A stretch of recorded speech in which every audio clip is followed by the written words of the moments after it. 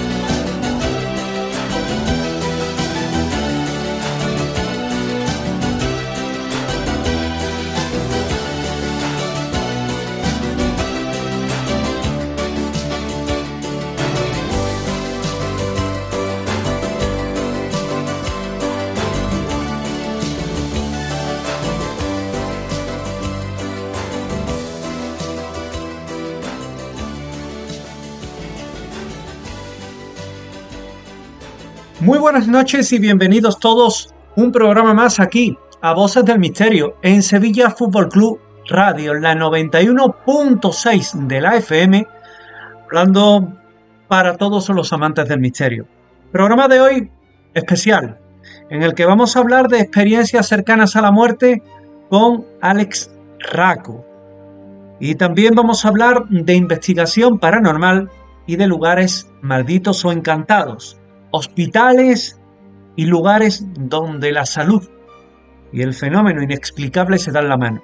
Es el contenido de este programa de hoy de Voces del Misterio, que recuerden, tienen una dirección de correo electrónico como es vocesdelmisterio@gmail.com para hacernos llegar todas sus orientaciones, temas que desean que toquemos y todo aquello que es de su agrado.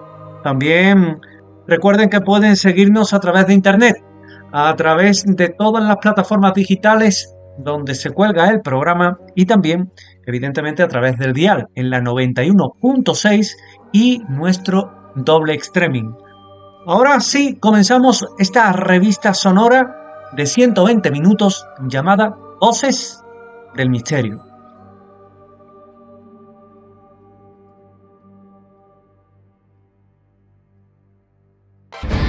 Experiencias paranormales, enigmas históricos, conspiraciones, leyendas urbanas, el mito de los ovnis y muchos otros misterios que perduran con el paso del tiempo forman parte de las Voces del Misterio. ¿Crees que estás solo? Siempre hay alguien al otro lado. Voces del Misterio.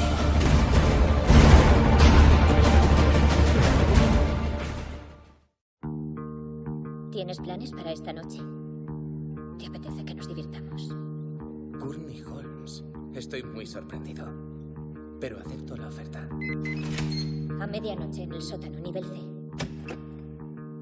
¿Qué pasa? Quiero que me pares el corazón. Lo dejas parado 1 minuto y me traes de vuelta. Vale. Ahora es cuando me dices que esto es una broma.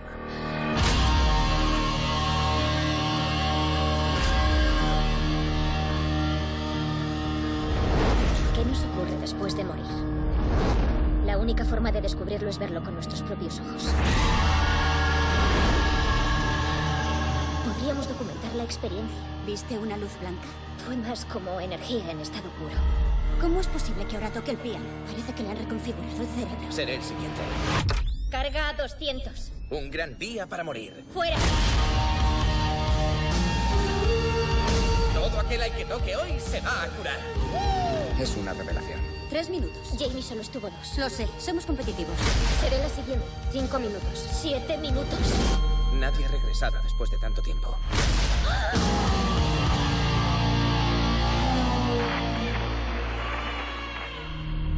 Ha sido divertido. ¿Ha ocurrido algo extraño? Nos está pasando algo. Creo que me estoy volviendo loca. Tal vez hayamos abierto una puerta.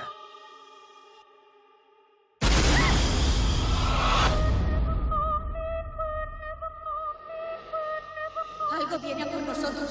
Algo que he hecho. Algo que he hecho. ¡Fuera! ¡Desfibrilación no se estabiliza! Hay que acabar con este experimento ahora mismo.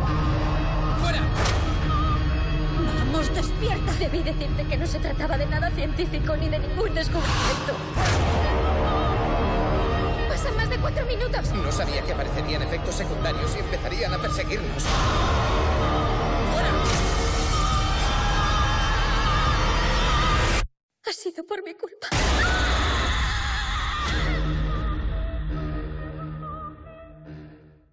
¿Qué se siente al morir? ¿A quién no le gustaría saber qué se siente al morir? En este libro, un libro de Alex Racco para la editorial Sirio, nos vamos a encontrar con un investigador que lleva ya décadas en el tema de la muerte. Nos cuenta de una forma sencilla y amena muchos testimonios reales de personas que han muerto clínicamente tras accidentes, anestesias, infartos y que posteriormente han vuelto a la vida, han sido reanimados. Experiencias que son profundas y diferentes a las de las regresiones, los sueños lúcidos o los viajes astrales, como nos va a explicar precisamente en estudios, además basados en estudios científicos, nuestro invitado de esta noche. Emocionantes relatos muy variados, pero que tienen un punto en común: la muerte no es el final, sino un cambio de estado y conciencia que sigue existiendo incluso después de ella. ¿Qué se siente al morir? Esta obra de Alex Racco para la editorial Sirio nos muestra a quién podemos encontrar y qué realidad nos espera durante nuestro último viaje, y también nos ayuda a comprender lo que hay al final o lo que no hay al final y que puede ser una transformación. Alex Racco, que es especialista en trastornos del estado de ánimo y de la ansiedad, y su formación incluye posgrados en psicología clínica y en hipnosis ericksoniana, así como en talleres de hipnosis clínica y una experiencia psicoanalítica junguiana de 4 años. Discípulo del afamado Brian Weiss, al que también entrevistamos hace ya unos años, y que se ha formado profesionalmente con él en terapia de regresiones a vidas pasadas en Nueva York. Estamos ante uno de los grandes libros que es clarificador. Damos la bienvenida a nuestro invitado de esta noche y es todo un honor para nosotros tener a Alex Racco en estos micrófonos. Alex, ¿qué tal? Muy buenas noches. Buenas noches, ¿qué tal? Muchísimas gracias. Para mí es un placer estar contigo y con todos vosotros. Un placer que sin duda compartimos. ¿Y de dónde le viene a Alex este interés y esta inquietud por todo lo que son las SM, las experiencias cercanas a la muerte? Bueno, llevo muchos años investigando lo que es el tema de la muerte. Todo empezó con una experiencia personal, con más que una realmente. Yo tuve algo muy parecido a una ECM, porque me quedé inconsciente tras un accidente de moto. Lo cuento en el libro, además el libro empieza con mi propia vivencia. Y me dijeron que yo estuve inconsciente durante tiempo, pero yo podía escuchar todo, podía ver todo. Es como si realmente mi cerebro estuviese funcionando, pero también mis ojos, también mi oído. Es que fue una experiencia muy, muy peculiar, muy rara, que yo cuento en el libro, que en ese momento a mí, me cambió un poco la perspectiva de la muerte, pero tampoco me afectó tanto como para cambiarlo todo. En un par de meses después, las casualidades no existen, ¿no? El propio Jung lo decía, las llamaba sincronicidades, es un concepto muy diferente, ¿no? Son mensajes que el universo nos quiere dejar, porque igual yo estaba listo, tenía 39 años, 40 años, no 39, realmente tenía 40, y nada, los 2 meses de esta experiencia, por casualidad, que repito, no existe, acabé en un seminario del Dr. Brian Weiss y me dejé llevar, no sé por qué, yo era muy escéptico, sigo siendo algo escéptico, pero claro, ahora estoy forzado a tenerme que creer unas cosas porque las he probadas de primera mano. Entonces ahí ya no es una cuestión de creencia, de fe, es una cuestión que tú lo has experimentado. Nada, en ese taller, en ese seminario, me dejé llevar y probé la hipnosis regresiva y vi una vida pasada mía. Pues al final de esa experiencia, claro, juntándola con la otra que me acababa de pasar 2 meses antes, mi perspectiva sí que cambió. Y decidí, no fue una elección, fue que tenía la sensación tan fuerte como para que no podía parar de pensar que yo tenía que compartir con más gente lo que me ha pasado, decirle a la gente de no tenerle miedo a la muerte, porque la muerte es transformación, como tú dijiste, no es el final. Y como algo dentro de mí muy fuerte me decía que tenía que compartirlo, que contárselo a todo el mundo. Y nada, así empezó todo. Yo decidí formarme, como tú dijiste, haciendo unos cuantos estudios, porque pensaba que era la mejor forma de tener una base cuanto más posible científica. Yo venía de una formación muy empírica antes, entonces siempre había sido acostumbrado a tratar las cosas de una forma muy empírica, muy terrenal, y pensé que la manera justa para dedicarme a esto era formándome también con una base científica, para poder tener todas las herramientas para discernir lo que es simplemente la imaginación y lo que es realmente la percepción, la intuición. Y ahí empezó todo, ahí cambió mi vida por completo. Ya han pasado 16 años y he tenido muchas experiencias personales y también de mucha gente que me las ha contado, y por eso decidí escribir mi 4º libro, que es Que se siente al morir, este último, porque yo creo que lo mejor para todo el mundo sea escuchar experiencias de gente que realmente ha ido al otro lado, ¿no? Que la ha tocado con su propia conciencia, no podemos decir con sus propias manos porque ya no es físico, y lo va relatando, y son relatos muy emocionantes. Yo me puse a llorar varias veces cuando me los contaban porque son tan fuertes, que realmente te llenan el alma y te dan mucha esperanza, que es lo que quiero transmitir.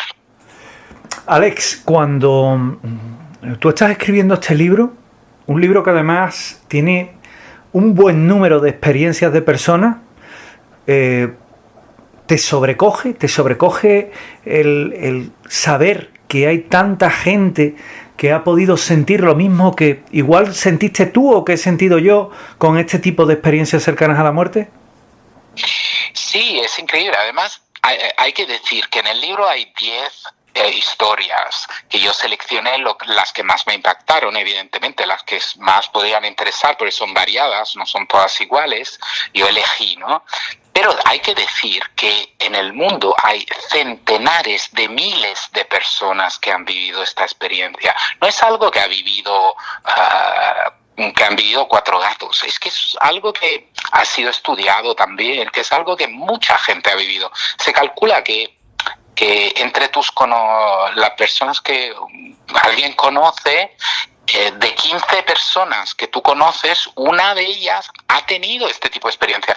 Es que mucha gente le da vergüenza contarlo, porque lo primero que hace la gente cuando le cuentas esto es mirarte como si tú fueras loco, si estás hablando de algo absurdo, ¿no? Pero es que si les dejas abrirse, la gente tiene ganas de contarlo, porque tiene las mismas ganas que yo y que tú probablemente, ¿no? De decirle a la gente, oye, no tengas miedo, ¿no? Porque el miedo a la muerte nos hace vivir esta vida terrenal de una forma mucho más intensa, mucho más pesada, ¿no? Si tú ya pierdes ese miedo a morirte y la muerte se convierte en un viaje nuevo, en una experiencia nueva, algo que no tenemos que temer, yo creo que vivimos mejor también esta misma vida.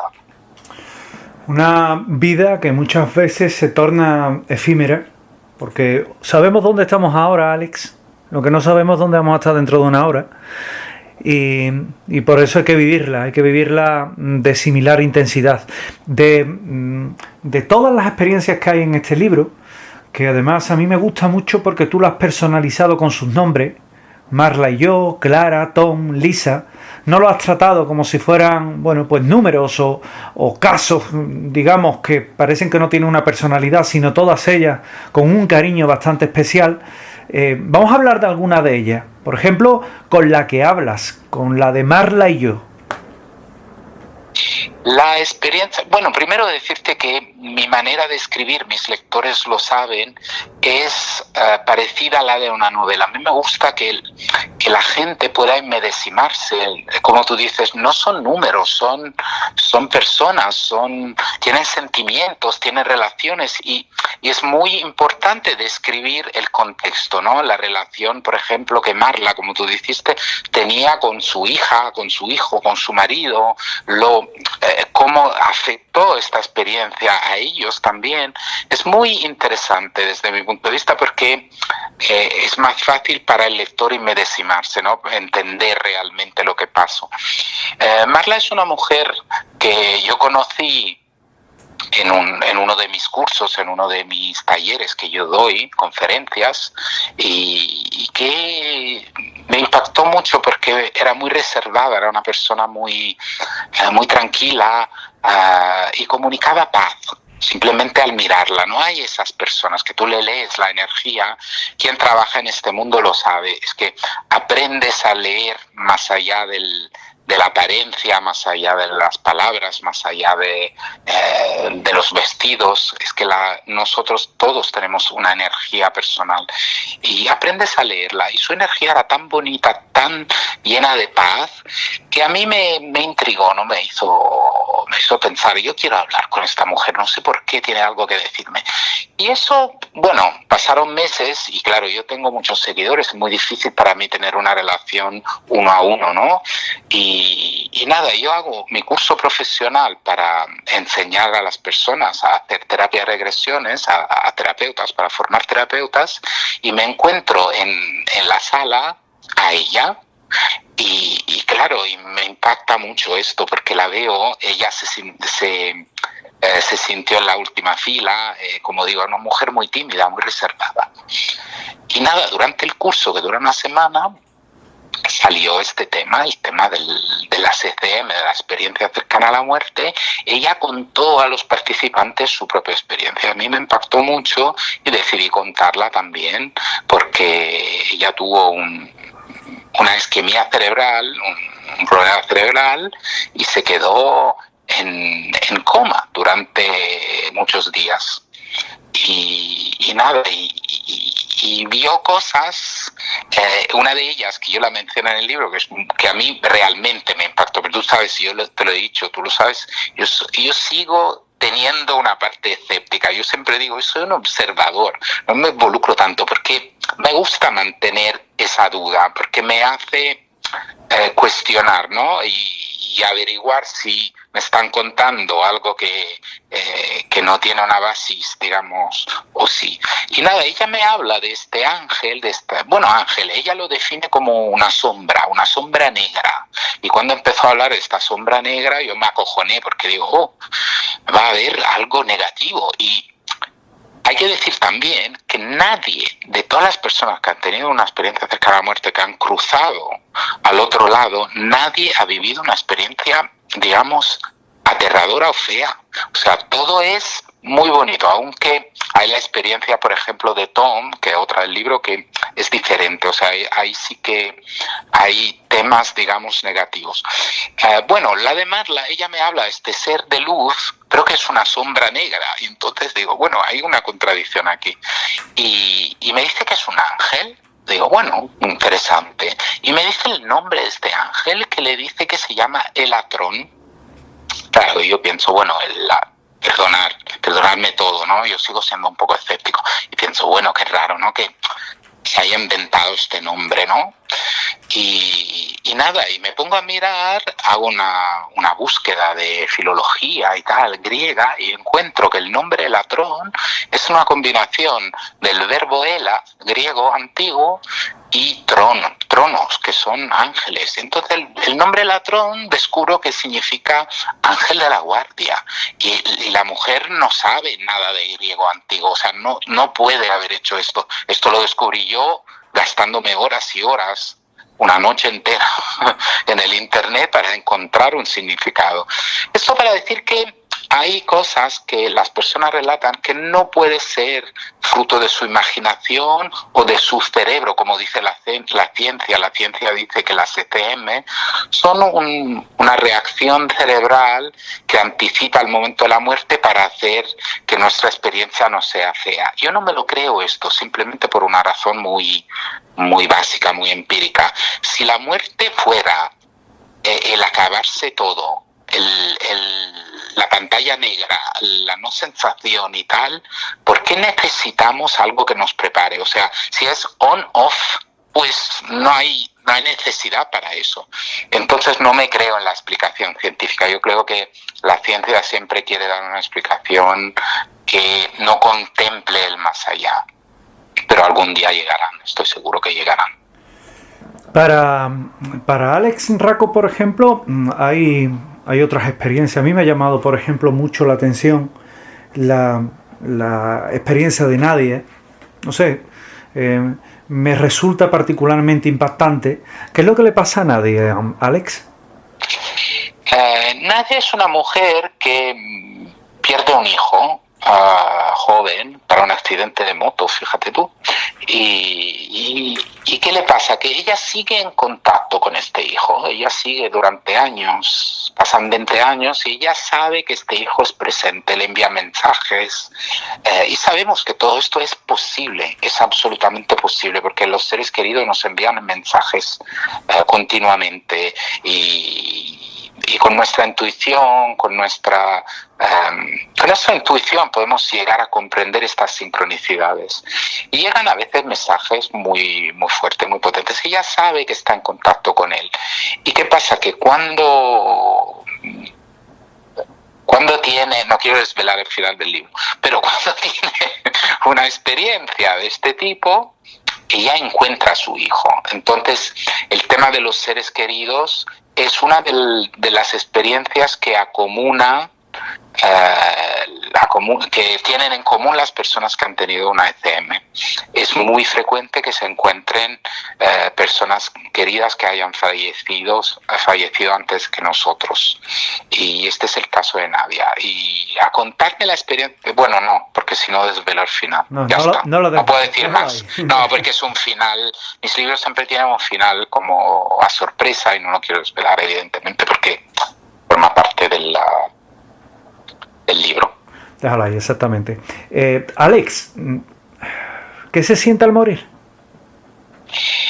Bueno, lo que se siente, y que todo el mundo que ha tenido esta experiencia dice, es paz, es tranquilidad, es despreocupación. Es como decir, se siente una unidad con el todo, con el universo, con la gente que queremos. Es una sensación tan de paz que te dejas llevar. Y la mayoría casi la totalidad de las personas que la han tenido, que han cruzado al otro lado, no querían volver. Yo mismo, cuando tuve el accidente de moto, yo no estaba preocupado para nada.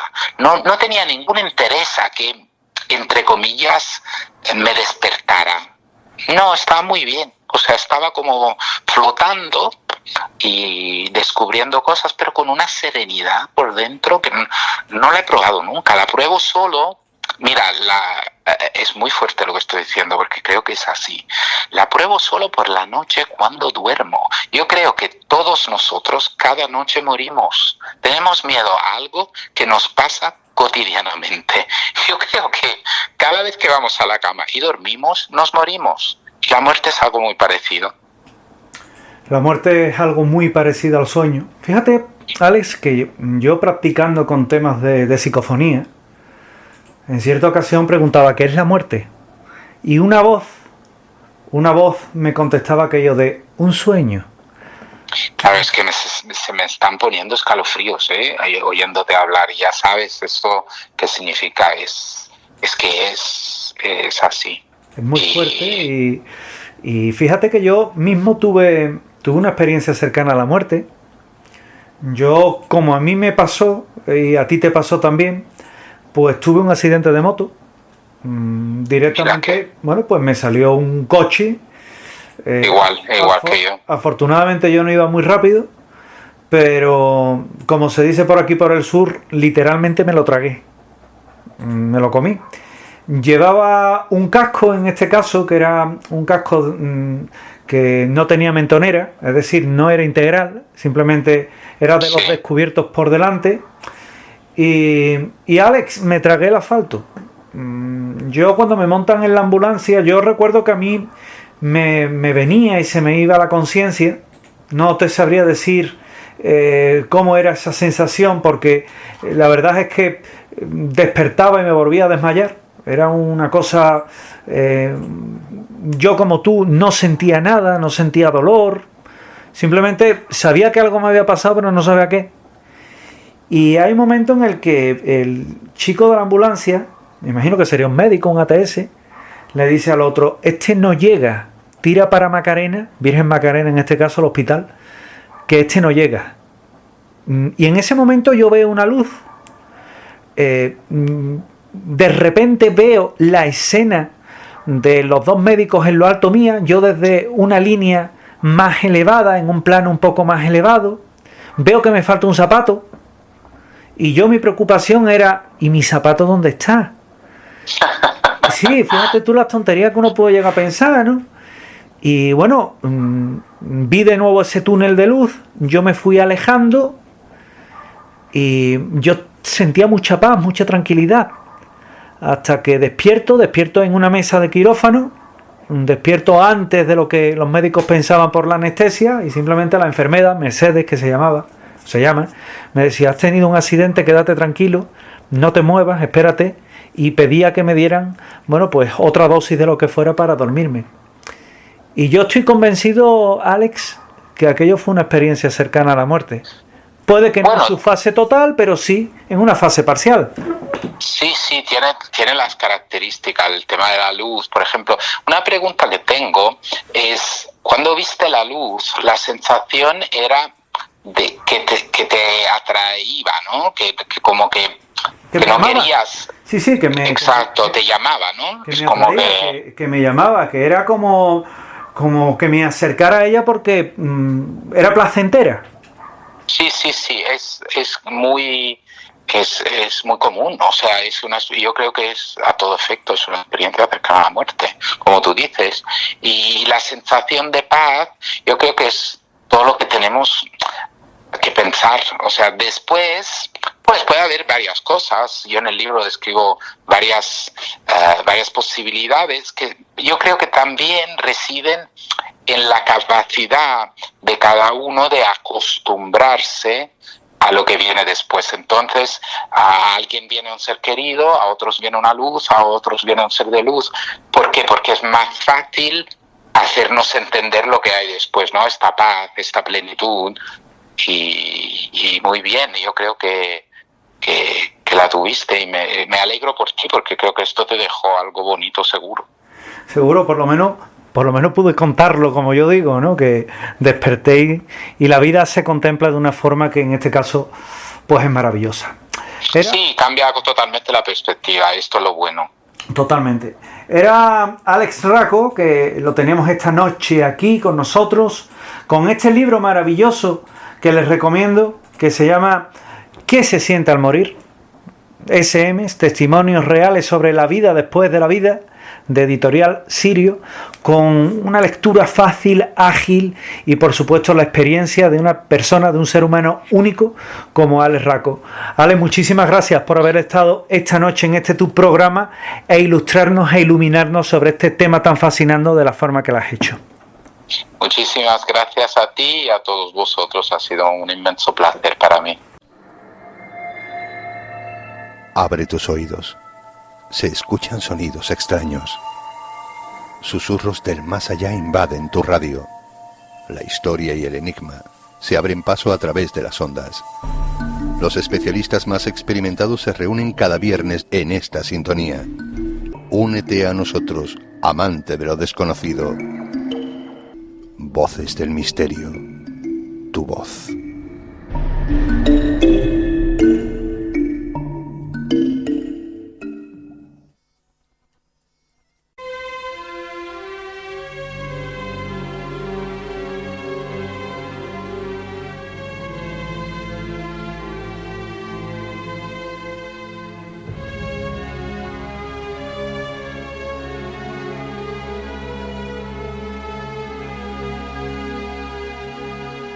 A mediados de octubre vienen los obreros.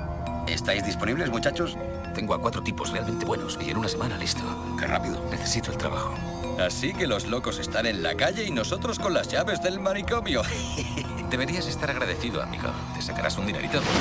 ¿Y cuál es el truco? El escándalo de Patricia Wheeler, 1984. Mary, intenta recordar. ¿Qué pasó hace 22 años? Los loqueros creyeron que con estas nuevas técnicas que habían diseñado podrían liberar recuerdos ocultos. ¿Puedes oírme? ¿Estás bien? Quiero irme a casa. Yo no se lo diría a nadie, porque si descubren lo de Han, descubrirán el resto. Y los demás.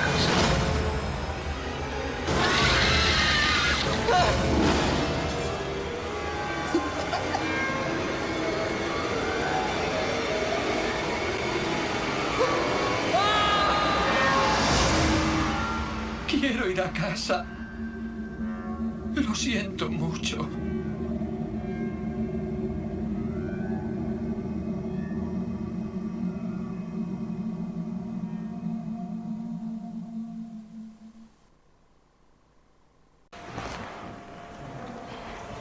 Bueno, lo primero, agradeceros vuestra presencia aquí hoy, esta tarde tan futbolística que tenemos, para venir a esta presentación, a esta conferencia, sobre, fijaos, un libro que es Manicomios Malditos, y que si os digo que este libro lleva 20 años escribiéndose, pues a lo mejor no me creéis, pero lleva 20 años escribiéndose. Sobre todo porque hay que reconocer que fue mi editora, Rosa García, la que me da la idea, la que dice aquello de: oye, José, ¿tú serías capaz de escribir un libro sobre manicomio y que tengan algo raro, algo de lo que tú escribes? Y uno se pone un poco a hacer balance en su cabeza, ¿verdad? Y dice aquello, pues, mira, me da para un libro. Y empieza,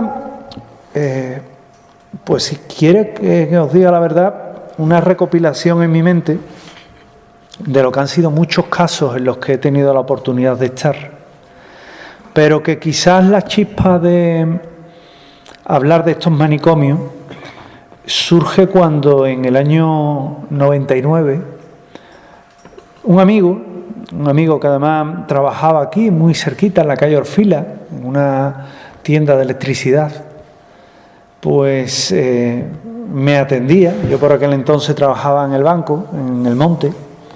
Yo allí compraba el material que nos hacía falta a nivel eléctrico.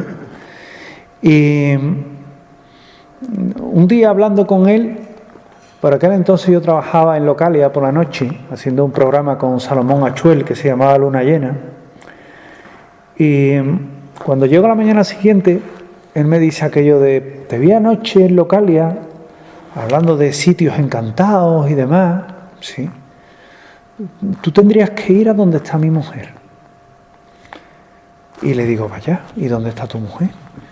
Y dice: mi mujer está en el psiquiátrico de Miraflores. Yo ya internamente pensé, pues allí más vale que no ir, porque la carta de presentación es tremenda, ¿no?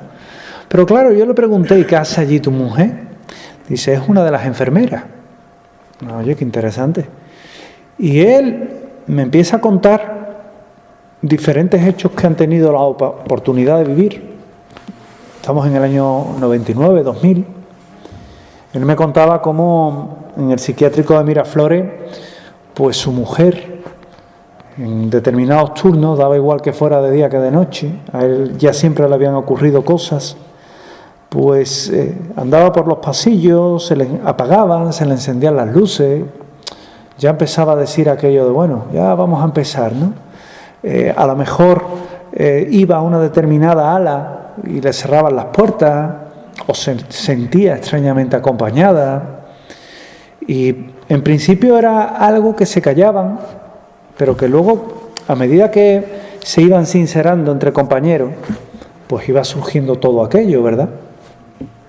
Y se iban contando sus experiencias.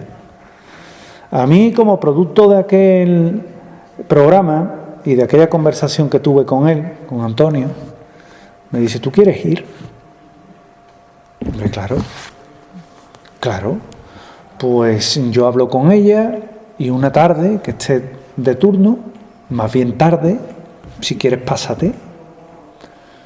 Y efectivamente, aquello que yo creía que se había quedado ahí, casi olvidado, como se ocurren en tantas otras ocasiones, pues vino a pasar que efectivamente, días después, me llama, oye, ¿estás libre tal tarde? Sí. Pues te espera mi mujer, Miraflores, cuando estés llegando las llamas, ella te abre y te enseña aquello. Bueno, bien. Y fijaos, yo por aquel entonces creía que Miraflores era un edificio que todavía estaba en uso y demás. Pues eran los primeros inicios de saber que el psiquiátrico de Sevilla pues pasaban cosas extrañas. De hecho, no había trascendido. Se hablaban, se rumoreaban determinados hechos, pero la verdad es que jamás había entrado allí a investigar. Y yo recuerdo que cuando yo entro aquí por primera vez, pues todo el edificio que posteriormente iba a estar abandonado, iba a estar casi en ruina, casi aislado, pues aún estaba en pie, aún tenía los expedientes, aún estaba medio ordenado. Y allí con las grabadoras por aquel entonces de cinta, de cassette, que hoy casi suena a reliquia, pero que yo en determinados casos sigo utilizando, me gusta, pues empezamos a hacer esa investigación en la que también es cierto que no grabé absolutamente nada, pero que la verdad es que, como ocurre en muchas ocasiones, no siempre que vamos a un sitio suceden cosas ni hechos extraños. Seríamos bastante afortunados. Y siempre digo, y me gusta repetir, que siempre una investigación es algo reiterativo, algo de ir muchas veces a un sitio, una, otra, e ir sumando experiencias para al final, ¿qué? Pues al final hacer un sexto con todo lo que nos ha ocurrido. Aquella ocasión, como os comentaba, no pude grabar nada. Pero sí es verdad que me quedo con los testimonios, con las experiencias que me iban contando de guardias de seguridad que estando allí me comentaban, el peor turno aquí es por la noche, no porque sea de noche, sino porque empiezas a ver luces en la parte abandonada, se te abren las puertas, te vamos a llevar a un sitio que hemos tenido que cerrar bajo llave y ponerle una cadena alrededor de lo que son los mangos para que no se abra. Y me lleva a un pasillo, y allí pues efectivamente un pasillo divisorio en el que hay dos alas bien comprendidas y una en uso, mitad de pasillo hacia el otro lado donde es uso, y donde yo me quedo también sorprendido porque, entre otras cosas, allí en el futuro iban a ocurrir otros hechos que ahora, si queréis, os relato. Fueron los comienzos. Tengo la oportunidad de hablar en el tiempo con el doctor Sánchez Vallejo, que fue psiquiatra en práctica de aquel edificio, y Sánchez Vallejo, ya evidentemente psiquiatra con muchos años de ejercicio, me decía que él había estado allí en Miraflores y que había tenido la oportunidad de vivir no hechos extraños, sino las experiencias que allí se habían llevado a cabo, tratando de buscar la sanación del paciente. Y cuando uno le preguntaba, o yo le decía, bueno, ¿y aquí qué era lo que se hacía? Te empezaba a ser poco menos que las torturas de la Inquisición. Te empezaba a decir, pues mira, aquí se hacían baños de contraste. Y tú decías, ¿baños de contraste? Sí. ¿Tú has visto allí las bañeras que hay en determinadas zonas? Sí.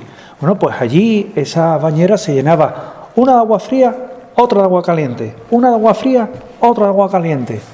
Y allí se me iban metiendo al paciente, se le tenían unos 7, 8 minutos, se le sacaba del agua fría, se le metía inmediatamente en el agua caliente.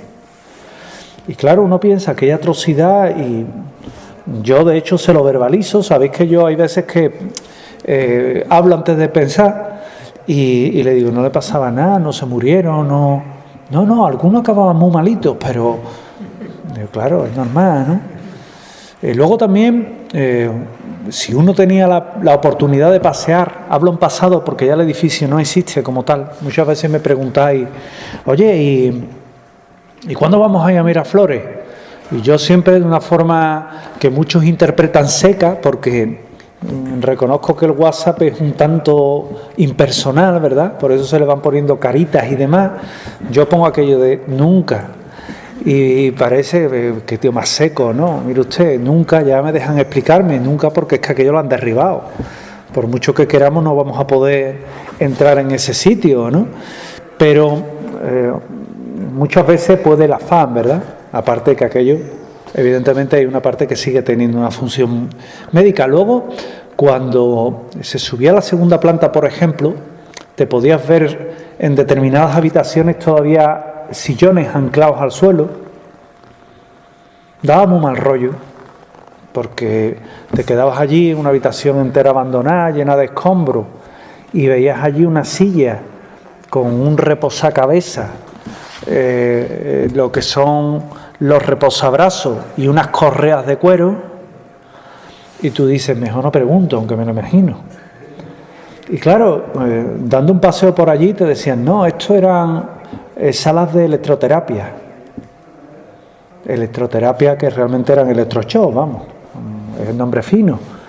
Entonces, también eran tipos de remedios, tipos de terapia que se ha descubierto con el tiempo que tampoco llevan a ningún sitio, ¿no? O las salas que eran de lobotomía, que eran sobre todo indicados para pacientes que estaban, en este caso, afectados por ataques de histeria, brotes de violencia, ¿verdad? Y lo que se hacía, que era, se le practicaba una lobotomía y decían, mira qué tranquilo se ha quedado. Claro. Y tan tranquilo. Entonces, la verdad es que muchas veces cuando uno pasea por este tipo de edificios, todos tienen su estética. Y aunque sean más o menos misteriosas, todas tienen una historia que contar. Pero cuando uno paseaba por ese edificio, poco menos que se encontraba con una parte del pasado nuestro que no quiere volver a recordar. Acordaos además que en el año 78 en España se aplica la ley de vagos y maleantes a vagabundos, gitanos, homosexuales, a todos que pillaban, y los mandaban a manicomios. Y en los manicomios, pues en muchas ocasiones había gente, el 70% que no tenía por qué estar allí, y un 30%, bueno, porque estaban muy a gusto porque se encontraban bien en el sitio, ¿no? Aunque la mayoría de las veces se escapaban, por lo menos de Miraflores, ¿no?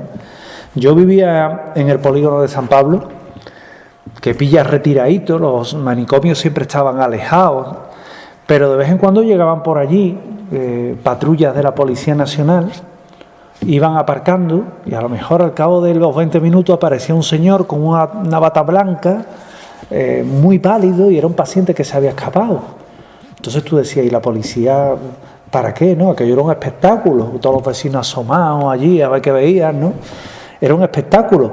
y cuando al hombre, de buena forma, siempre lo metían en el típico Talbot Morrison de la Policía Nacional, de cuando vestían de marrón, pues se iba, pues se acababa el espectáculo, se acababa el show, pero imaginaos lo sencillo que era escaparse, ¿no?, de sitios así.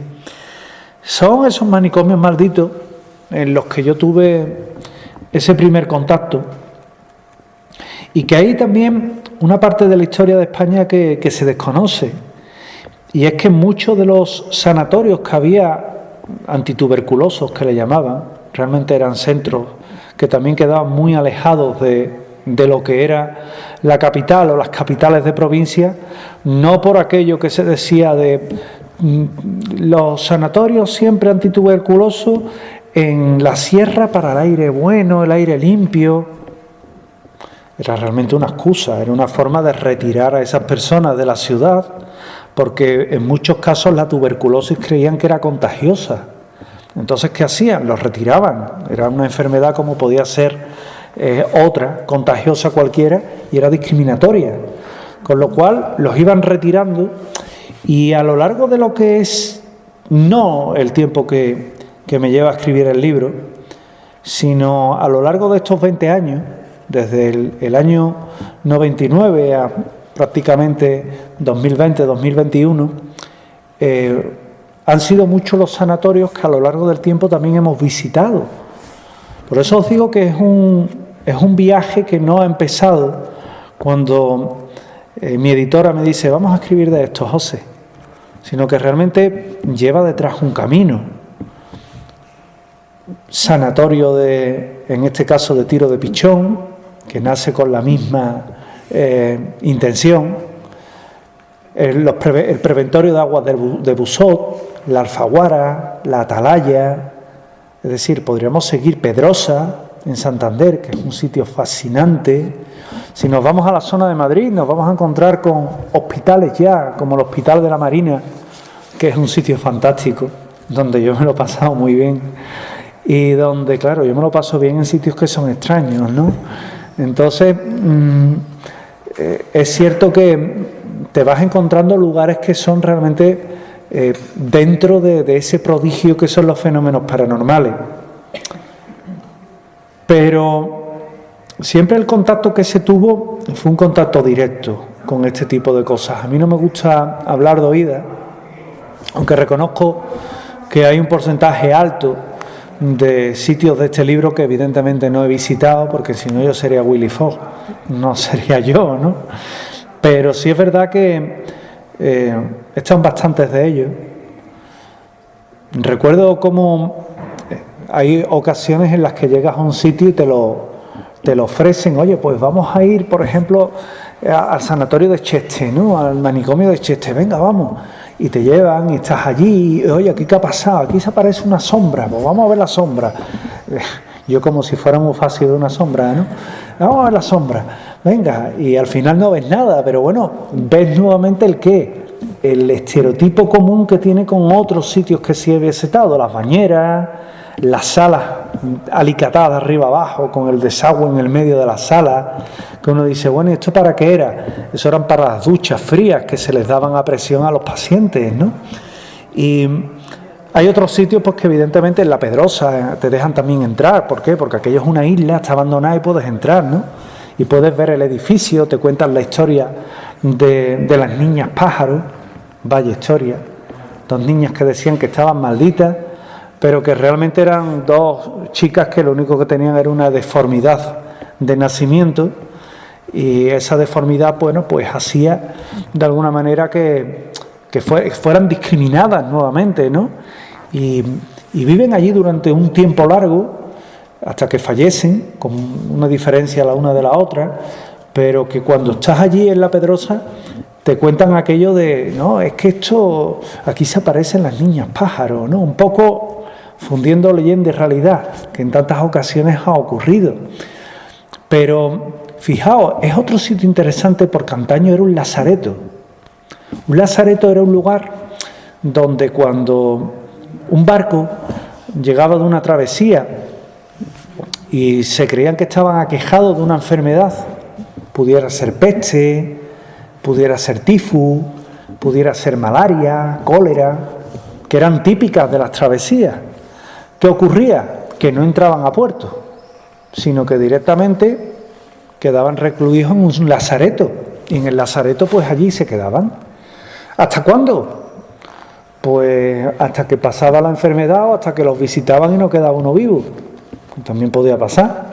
En ese caso, pues ya, se quemaban los cadáveres y vámonos. Había una mala costumbre, que eran los ladrones de ropa. Eso era muy común, se reutilizaba la ropa. Claro, tener en cuenta, esto es siglo XVI, siglo XVII, principios del XVIII, que se creía que esto era todo un castigo divino. Entonces se desnudaba al finado y las ropas tú las reutilizabas, desconociendo ¿qué? Pues que en muchas ocasiones la propia ropa tenía la pulga, te picaba y ya tenía la peste encima. Y volvían a decir, esto es por haber manipulado los cadáveres o por haberte puesto la ropa del muerto. Y se tuvo la superstición que nada del muerto podías llevarlo puesto, porque se traspasaba la muerte a tu persona. De ahí viene precisamente esa superstición, y es de tiempos de la peste, para evitar el robo precisamente de ropa y contraer la enfermedad. Bueno, pues fijaos que el lazareto de la Pedrosa le ocurría eso, y aparte de ser lazareto también fue manicomio, tenía un ala que estaba destinada a enfermos mentales, y uno cuando va allí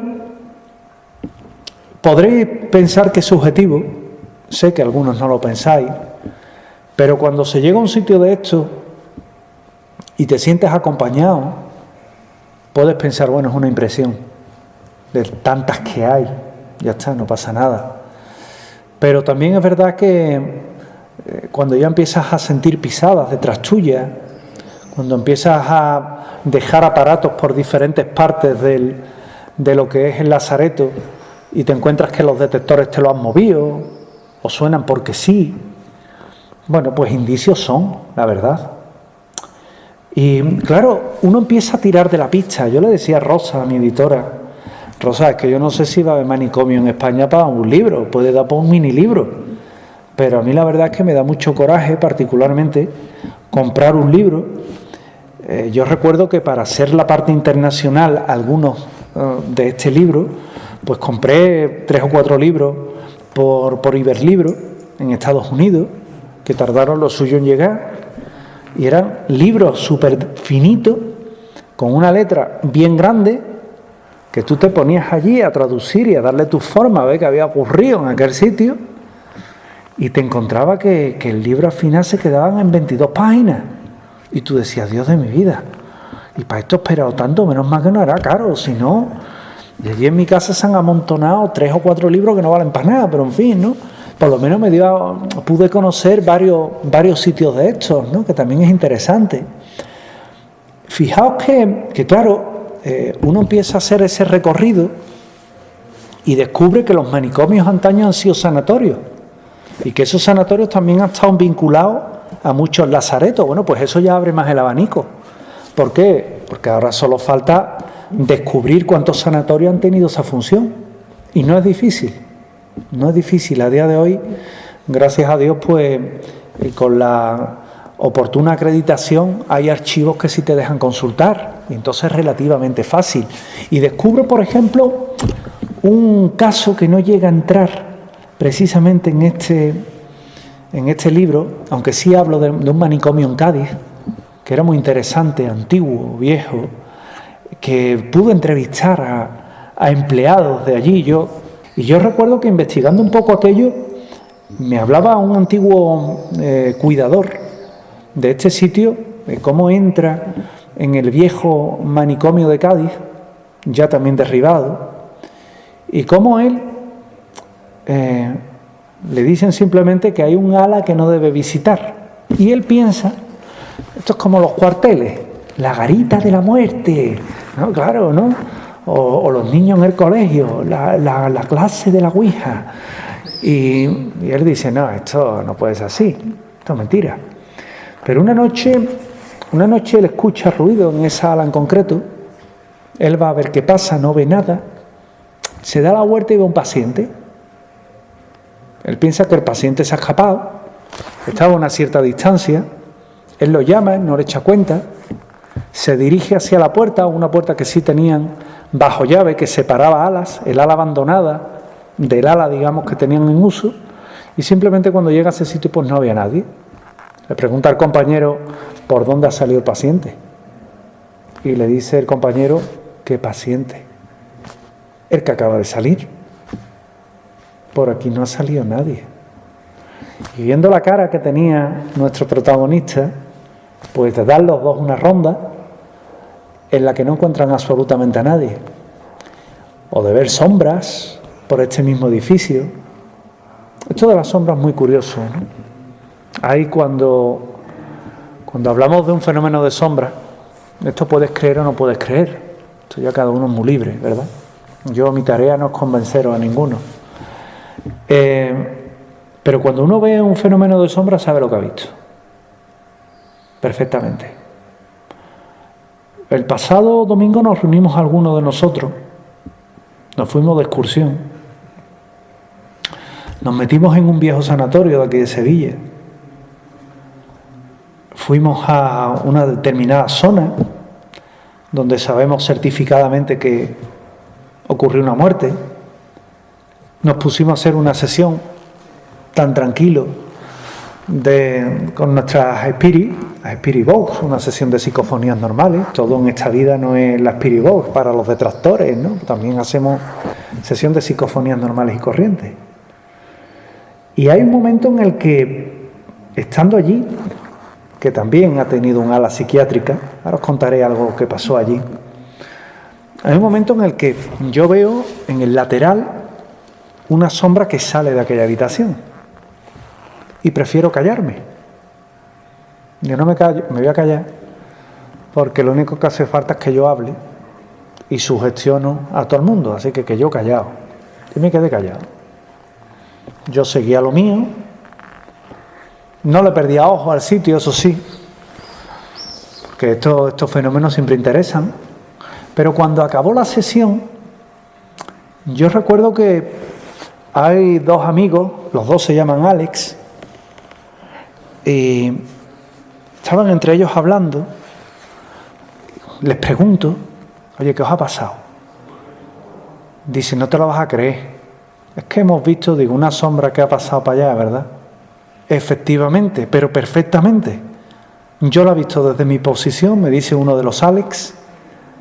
El otro Alex la ve desde otra posición y yo la veo desde otra posición diferente, es decir, 3 ángulos, 3 puntos diferentes. Y luego hay una cuarta persona que también la ve. Entonces, claro, el fenómeno de sombra en un sitio que está encantado y que además ha actuado, aquello en este caso era una high school, pero vamos, está cerquita del manicomio, de lo que era la zona de urgencia psiquiátrico de aquel lugar. Y entonces cuando nos ponemos allí a investigar, recuerdo que uno de los grupos, 8 personas, se van a ese sitio donde ha desaparecido eso en concreto. ¿Tú estabas, Esther? Ven aquí y nos lo cuentas. Es mi amiga Esther. Bueno. Esther, aparte de amiga, es amante de los animales. Eso hace que conmigo gane muchos puntos. Y cuéntanos, Esther, cuéntanos la experiencia. Pues nada, que nos metimos allí unas 8 personas. ¿Te acuerdas de quiénes estábamos? Estaban los dos Alex, ya había pasado lo de la sombra. Estaba Lucía, Marina, 2 chicas que era la primera vez que coincidía con ellas, que no las conocía, y el matrimonio, que tampoco los conozco. Y nada, estábamos haciendo una sesión de psicofonía y de repente pues empezamos a notar unos olores fuertes, pero no lo notábamos una persona, éramos 4 y 5 personas diciendo: aquí huele raro, huele a colonia de persona mayor. A varón dandy. Sí. Pero es que además... Es que era lo que olía, oye, perdonadme. Sí. O sea, además nos estaban rodeando. La sensación era una persona mayor que nos estaba rodeando. Pero como a los 5, o sea, no, a los 3 o 4 minutos notamos otro olor de colonia, pero en este caso femenino. Y igual, como si nos estuviesen rodeando. Recuerdo que hizo una pregunta, nos estás acompañando, no recuerdo cuál fue la pregunta, y de repente se escucha, sí. Y nos quedamos todos, ¿la habéis escuchado? Porque no solo es que se escuchaba, lo escuchamos 5 o 6 personas que escuchamos perfectamente, sí. Un susurro, sí. Y luego se captó también la psicofonía. Y el malestar, empezaron las energías de las chicas que se sentían mal, 6 o 7 personas que están allí que de repente se sientan mal. Fue una cosa bastante extraña. Y no era que lo estaban diciendo y fue colectivo, no. En el mismo momento, oye, yo tengo las manos sudorosas, otra que le duele el estómago. Fue una sensación, bueno, para mí también ya divertida porque ya las estoy disfrutando. La primera con mucho miedo, pero ya las demás las estoy disfrutando. Hay un momento en el que yo recuerdo que uno de los Alex lleva un aparatito de estos que sabéis que a mí me gusta ir probando. Yo tengo un equipo de gente que, el que más o el que menos, todos están titulados en ingeniería y en telecomunicaciones, y hacemos nuestros cacharritos. Y yo recuerdo que esto era ¿os acordáis de los televisores aquellos pequeñitos digitales, terrestres, que le sacaban la antenita, le dabas a un ladito y te hacía un rastreo? No, hay unos que sirven y otros que no para este propósito nuestro, ¿no? No valen los que se ponía la pantalla azul y salía un palito verde y hacía un barrido, esos no sirven, pero hay otra gama de ese tipo de televisores que lo que te saca es el típico ruido blanco.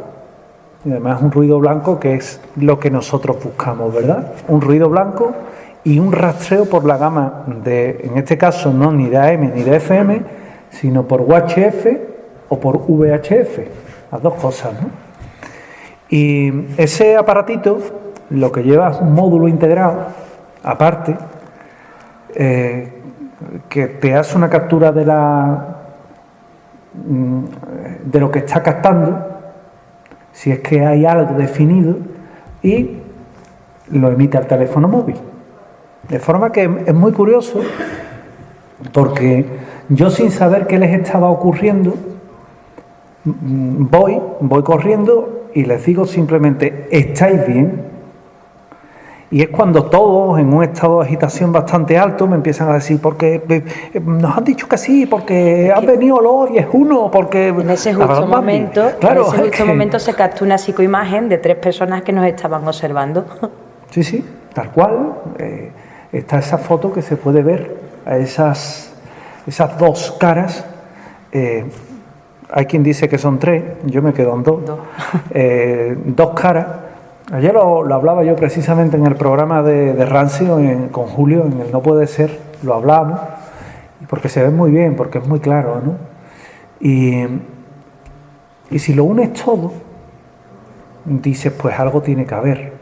Un sitio que se sabe que está encantado, un sitio en donde la propia policía local o la propia policía nacional han tenido experiencia, que nosotros mismos hemos captado muchas cosas, pero que un grupo aparentemente poco sugestionable, porque yo os garantizo que uno de los Alex es difícil convencerlo, y salir de allí con la adrenalina por los ojos, bueno, pues la verdad es que te indica que hay algo, ¿verdad?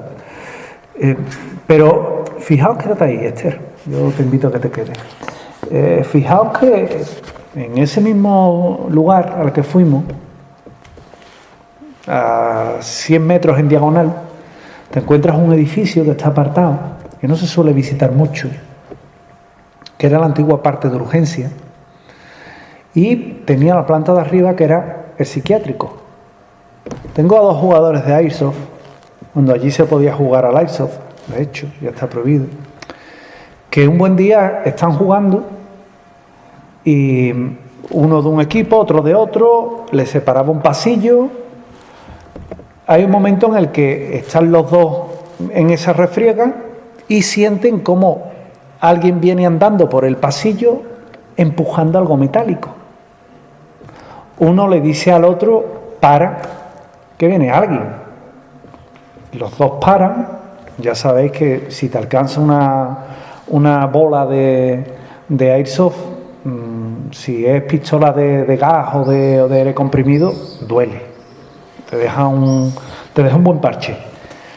Paran los dos, se asoman y delante suyo lo que ven es cruzar a un señor con una especie de bata de paciente, empujando un gotero metálico. El sonido era inconfundible, además los testimonios están ahí, los dos. Para el programa nuestro de Voces del Misterio de hace ya unos años lo estuvieron contando. Empuja el gotero y desaparece por la parte de la escalera. Obviamente ellos no lo siguen, ellos estaban un poco tratando de reponerse del shock, ¿no? Pero bueno, que te quedas también sorprendido. ¿Por qué? Porque es un sitio que es muy activo, al fin y al cabo. Fijaos que antes hablaba de lazareto. Hay otro lazareto muy, muy curioso. Yo siempre que hago un viaje procuro que tenga algo raro, ¿no? Mi mujer habrá algún día que me mate y todo. Pero recuerdo cuando fuimos a Berlín que yo no llevaba intención de ver sitios raros, lo prometo, Pero bueno, Berlín además es una ciudad muy bonita, muy grande. Estuvimos en una iglesia dedicada al demonio, la iglesia de Nicolai. Luego estuvimos en la isla de los museos, un sitio fantástico. Y decidimos ir a Potsdam. Allí un palacio de uno de los emperadores del Sacro Imperio Germano. Y estando allí, nos hablan de un sanatorio que hay cercano, pasando el cementerio. El cementerio yo quisiera que lo vierais, Un cementerio gótico, que tú te metes por allí, sobre todo a la hora que yo lo hice, y dices, aquí falta que salga Drácula y que me meta para adentro, vamos, las lápidas así dobladas, las típicas inscripciones así puntiagudas con las letritas, muy mal rollo, ¿no? Y cuando llegamos a ese sitio, preguntamos dónde estaba el sanatorio de Belitz, que luego mi amigo Lorenzo Fernández lo ha incluido en varios libros suyos, porque cuando me escuchó la historia y le escribí para ello en la revista Enigma, por aquel entonces, se quedó muy impresionado con el sitio. Y en el sanatorio de Belitz es muy curioso porque estando allí, una fotografía que tiene impresionante el sitio, recuerdo cómo grabamos psicofonías, pero es curioso, las grabamos en ruso, hablaban en ruso. Yo evidentemente cuando escucho aquello era como escuchar ruso, yo no sabía el idioma que era, ¿para qué nos vamos a engañar? Pero repasando aquello, recuerdo que pregunté en alemán, digo, oye, no yo hablando en alemán, sino a unos amigos míos alemanes, ¿no? Digo, oye, ¿esto qué dice? Ni idea, esto no es alemán.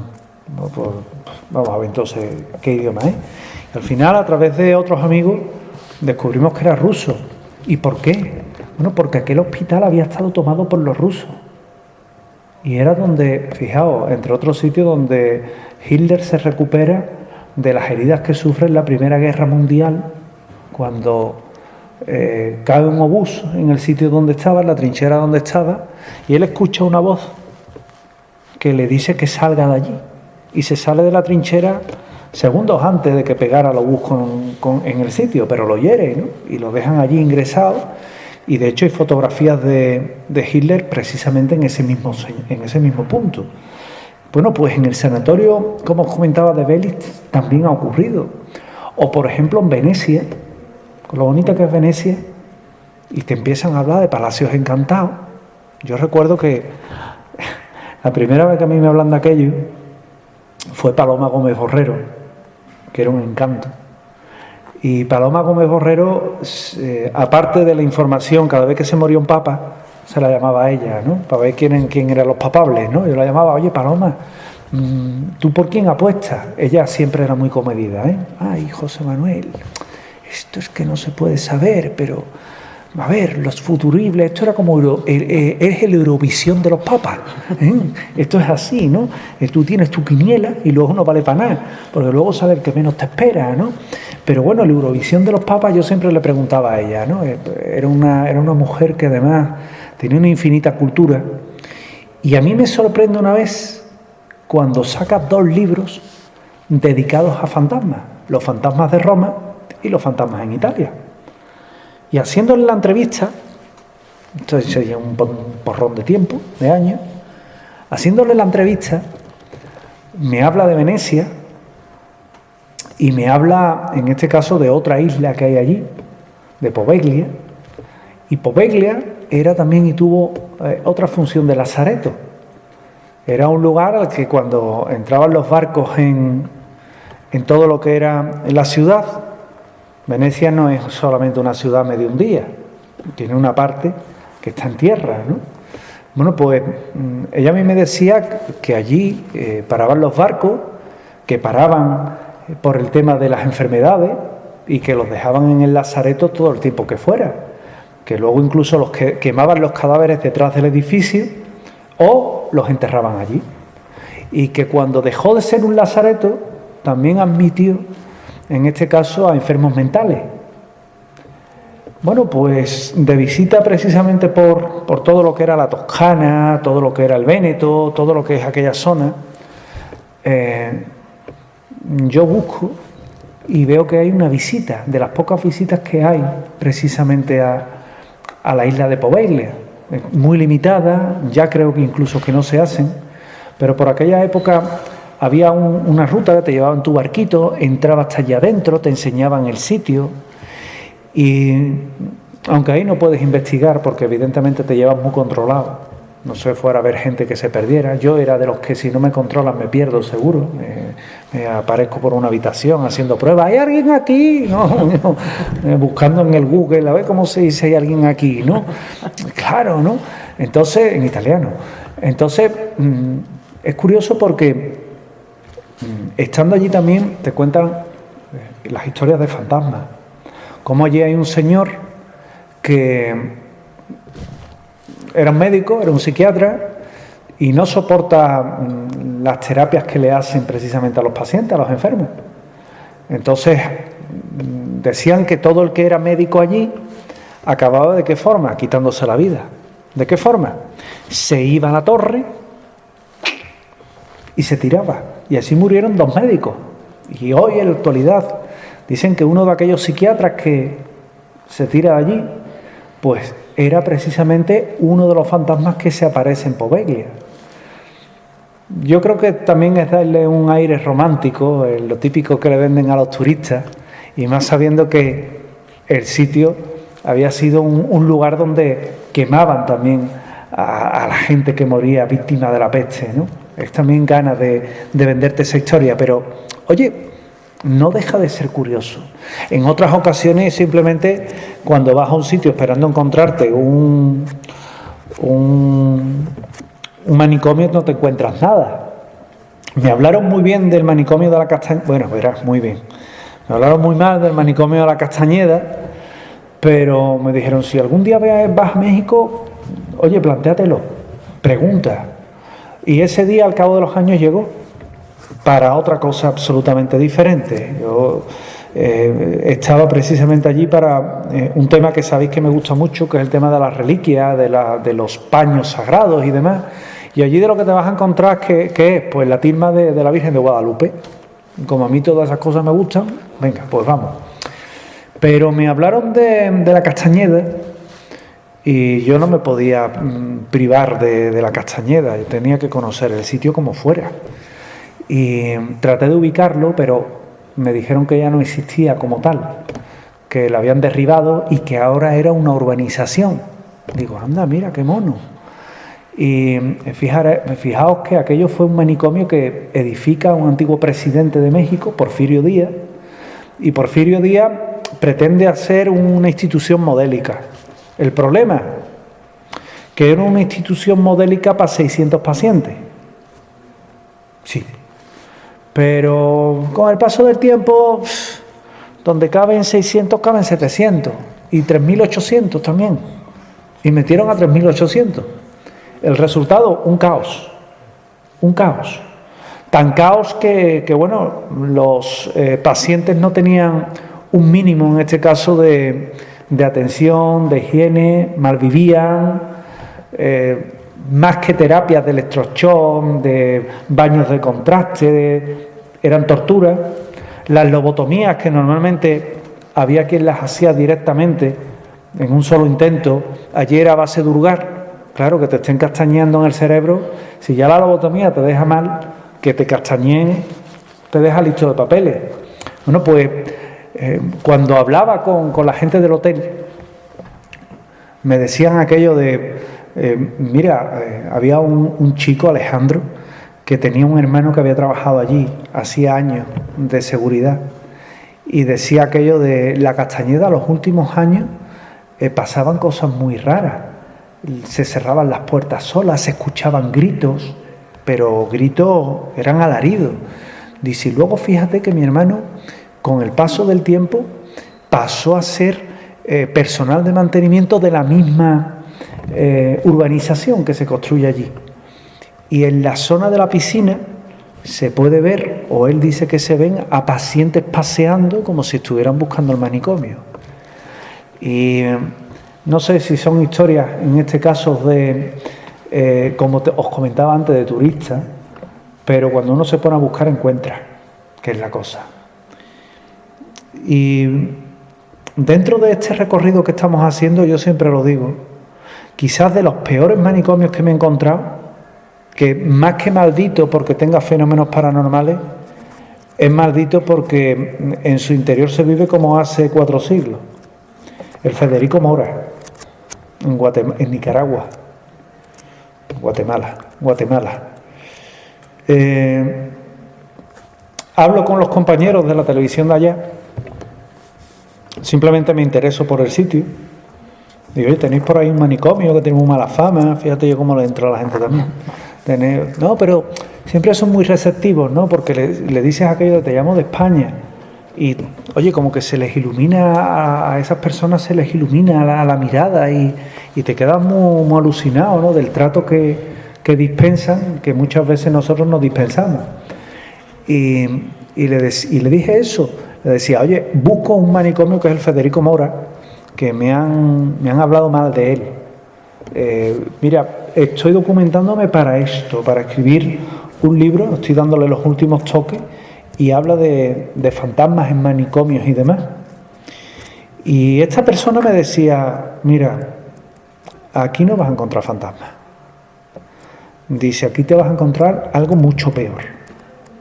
Digo, algo mucho peor, ¿a qué le llamas tú? Porque, entonces, vamos.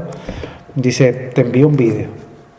Y me empezó a enviar vídeos que ellos tenían de la televisión nacional de allí.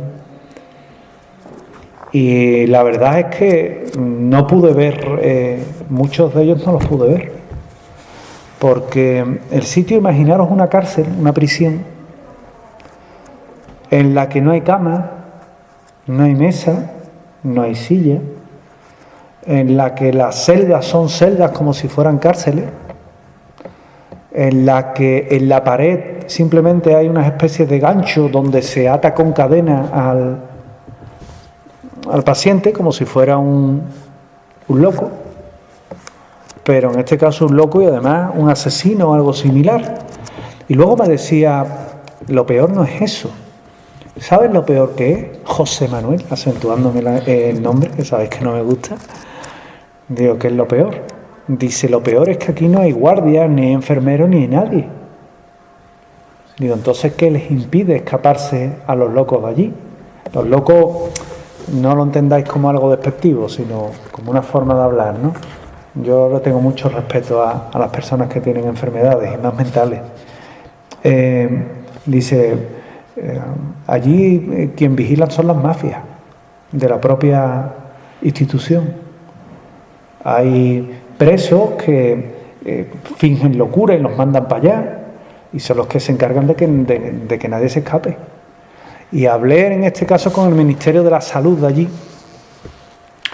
y tuve la oportunidad de hablar con la Secretaría, Y bueno, a mí cuando le escuchan, mira, de aquí, de España, prensa, simplemente ya te empiezan a decir, mira, el manicomio lo vamos a cerrar, no hay problema, esto es una vergüenza nacional.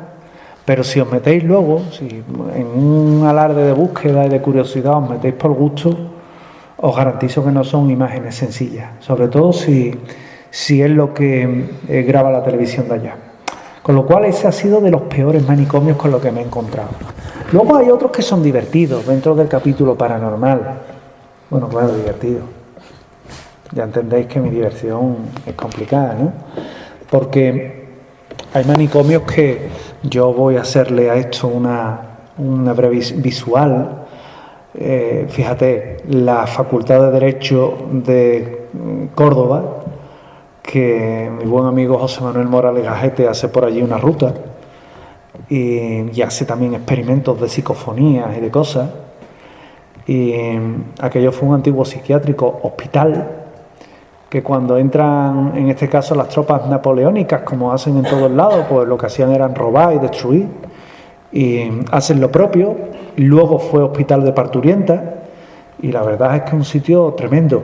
Luego hay otro psiquiátrico que a mí esta historia me alucina, porque está en Mahón, es el Hospital Vergés del Toro, no sé si lo digo bien o no. Y aquí ocurre que un guardia de seguridad una noche está haciendo una ronda, y cuando está haciendo la ronda ve a una mujer por la cuarta planta. El hombre le entra los 15.000 dolores y dice aquello de me voy para abajo, y se fue. Él no se atrevía a ir. ¿Qué hace? Llama a la Guardia Civil, y la Guardia Civil se presenta, una patrulla. Ven al chaval allí compungido, le dice, mira, no hay indicios de que haya allanamiento, pero si tú nos dices que hay alguien, entramos. Sí, hay alguien, para adentro. Los dos guardias civiles están por allí dando una ronda por la planta, empiezan a tener problemas, empiezan a escuchar portazos, a escuchar pisadas. Ellos mismos, bueno, con el guardia de seguridad que no se iba a quedar fuera, vamos, es donde hubiera compañía hasta el calor humano, decía yo, donde haya calor humano, ¿no? Él iba a donde fuera, él solo no se quedaba. Él se queda allí, están todos juntos, dan la vuelta, escuchan pisadas, puertas que se cierran, puertas que se abren, las luces que mal funcionaban. Vaya por Dios, hombre. Se salen porque no lo aguantan. ¿Qué hacen? Llama a otra unidad que lleva perros y que venga. Y efectivamente se presenta otra patrulla de la Guardia Civil con perros. Venga, para adentro. Entran, ven una luminiscencia que parece una silueta humana. Aquello se está paseando por allí. Sueltan al perro para que vaya y el perro dice que no. Que él se mete otra vez en el ascensor.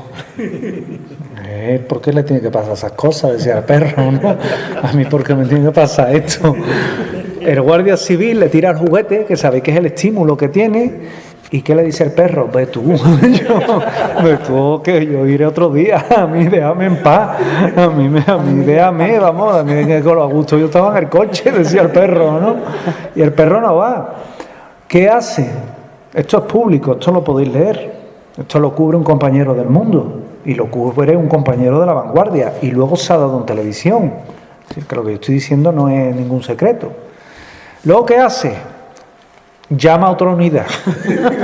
Se iban a juntar allí el cuartelillo de Mahón, se iba a juntar entero, ¿no? Venga, vamos para allá. Otra, ya son 6 policías y un seguridad.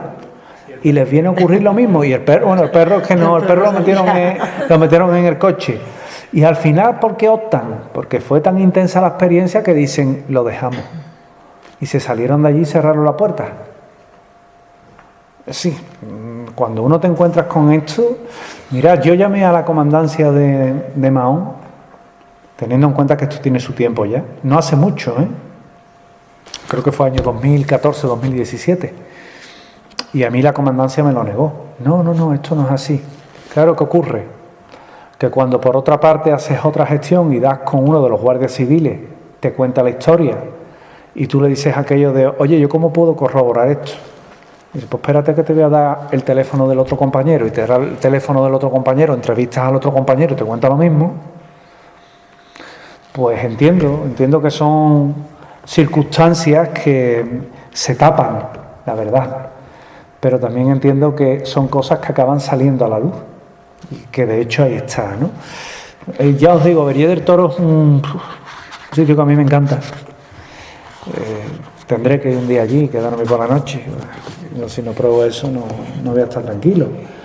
Pero luego, sí es verdad que el manicomio de Cheste, del que os he hablado, en Ceuta tengo un montón de experiencias extrañas, sobre todo en el hospital de la Cruz Roja, de allí, y en el Hospital Nuevo también, de Poveglia, que os he hablado, de la Castañeda.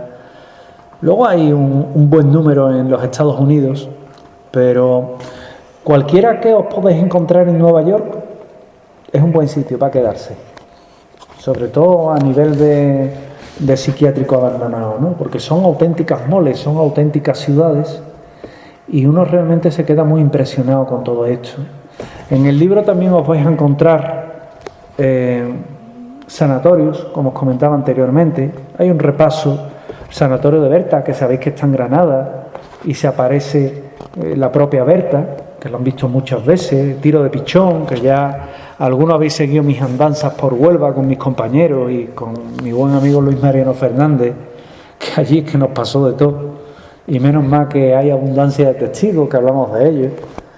Hay una imagen, yo recuerdo que a mí siempre me gusta llevar gente de los míos que sé que no creen en estas cosas ni a empujones, y tengo dos amigos, son hermanos, José y Manolo González, son mis ingenieros particulares, y a José y a Manolo los llevo yo allí. Vamos a ir a un sitio muy chulo que está en Tiro de Pichón, un buen sitio, en Jabugo. Venga, vamos. Hacemos una investigación muy chula, llevamos el terreno allanado de ya muchas visitas que hicimos. Como os comentaba, muchas veces cuando se investiga se cuenta en 5 minutos, o cuando nos escucháis una pieza en radio, 20 minutos, venga, 1 hora, vale. Pero que son muchas veces ir, a Tiro de Pichón fuimos muchísimas veces.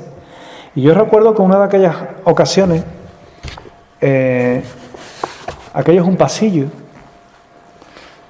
hay otro pasillo detrás que va repartiendo las habitaciones con las camas, porque aquello fue también un albergue, y al fondo acaba en una gran sala donde hay unos sillones. Entonces yo recuerdo que sentimos ruido abajo. Oye, eso ha sido en las habitaciones.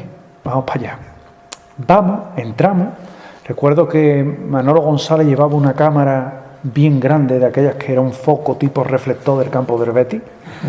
Vamos, no te quedabas sin luz, ¿no? Y hay un momento en el que delante nuestras no llevábamos a nadie. Iba él abriendo camino con la grabadora, con la cámara de vídeo, y hay un momento en el que, claro, el chorro de luz incide en aquella sala. Él delante, como os comento, no iba nadie, enfoca y vemos como sobre la pared se proyecta una sombra que se levanta de un sillón, sale andando a mano izquierda y desaparece. Y aquello, pues, unido a todo lo que hemos vivido allí, te deja que no sabes cómo entenderlo, ¿no? O que también nos pasó con Luis Mariano Fernández, estando precisamente en ese lugar, comenzamos a sentir música extraña, porque era música de falange española. Como comprenderéis, ni yo ni mis compañeros llevamos eso en lo que son los móviles, vamos, y mucho menos ese tipo de música, ¿no?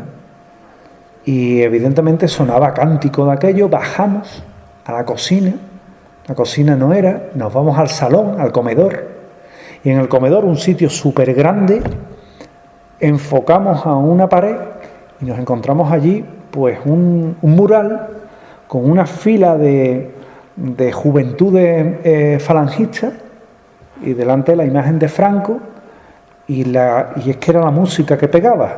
Decimos, esto es, si no es porque estamos un grupo bueno de gente, y cada uno sabemos lo que estamos viendo, es para no creérselo. ¿Qué más? ¿Qué más sitios por ahí? Agromonte, como os comentaba, el Sanatorio Martito de Torremanzana, un sitio fantástico. Es el Victoria Eugenia en Extremadura, que ya no se puede ir porque aquello está ya derribado. Era peligroso. Tenía el encanto que justamente detrás te encontrabas con lo que era el cementerio. Y es por donde se pasean ahora lo que dice que allí hay. Hay muy buenos puntos también en Portugal. Portugal es uno de esos lugares que está por descubrir. Yo tengo un libro que es Casas Encantadas Casas Encantadas del Mundo se llama, que de hecho tiene un premio, el premio Torre de Lis.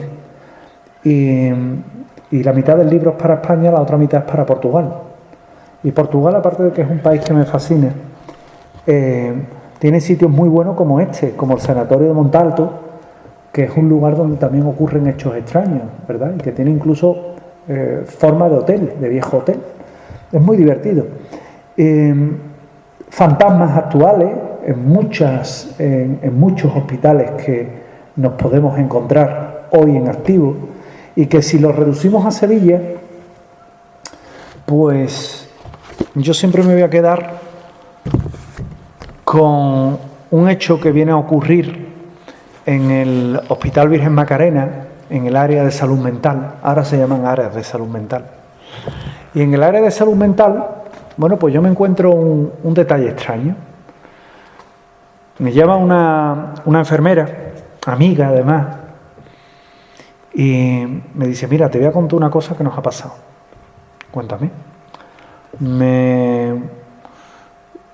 Estoy en el área esta, en concreto en el área de salud mental, y hay un paciente al final del pasillo que era un señor que bueno, el pobre hombre pues siempre estaba con ataques, brotes de histeria, y estaba mal. Dice: yo me cojo unas vacaciones, dice, porque también descansamos, dice, y vuelvo al cabo de los 4 o 5 días. Y cuando vuelvo al cabo de los 4 o 5 días, dice: nada, a mí me dan mi parrilla, yo subo a la isleta, estoy allí, suena el botón de la habitación, yo acudo, me asomo, veo allí al paciente, entro: Manuel, ¿qué te pasa? Y este hombre pues le dice: que hoy no han venido a darme la medicación. Pues ahora mismo te la traigo, espérate que ahora te la traigo. Dice: salí, dice, como a este hombre le dan brotes violentos, se les deja cerrar la puerta, dice, realmente casi todos tienen la puerta cerrada. Yo vuelvo a la isleta, me veo la parrilla, no encuentro medicación para esa habitación, me extraña. Dice: bueno, viene en este caso la persona que es la jefa de planta. Y le pregunto: oye, a Manuel del final del pasillo, ¿qué hay que darle? Dice: yo sabía más o menos lo que se le daba. Dice: pero, oye, que en 4 o 5 días le pueden cambiar la medicación, yo qué sé. Dice: ¿Manuel, el del final del pasillo? Dice: sí. Dice: es que acaba de llamar, he estado, me ha dicho que no se le ha dado hoy la medicación, yo acabo de entrar mi turno, y hombre, no le vaya a dar un brote de estos que le da. Respuesta de la jefa: Manuel murió hace 2 días. Ella le dice aquello de: es imposible. Es imposible porque lo acabo de ver. Dice: ven conmigo. Van las dos, entran en la sala, bueno, en la habitación vacía, esperando precisamente paciente que iba a ocuparla. ¿Quién fue aquel señor? Bueno, pues Virgen Macarena tiene esas cosas. Virgen Macarena tiene esas cosas, como todos los hospitales de Sevilla. Yo siempre lo digo, y no es... Tengo muchísimos amigos que trabajan en hospitales: Virgen Macarena, Balme, Vigil de Quiñones, Infanta Luisa, el antiguo Pabellón Vasco, San Lázaro, Es decir, hay un montón de hospitales que siguen ocurriendo eso. Virgen del Rocío, que no sé si lo he dicho, pero que también tiene lo suyo. El otro día, precisamente en una ruta, venía una enfermera de Virgen del Rocío y me contaba sus vivencias. Me contaba lo que a ella le había pasado, lo que ella había vivido allí. Y bueno, te quedas como diciendo, ¿y ahora qué? Porque le pones cara, no es simplemente el decir,